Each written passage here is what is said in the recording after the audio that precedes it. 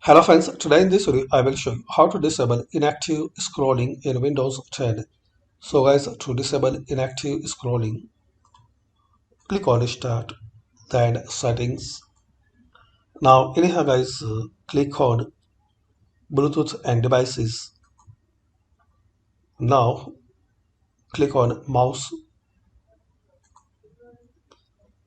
Here is the option Scroll inactive windows when hovering over them. So if you want to disable and turn off, so make it off. Just you need to turn off this option. Now close it and restart your PC.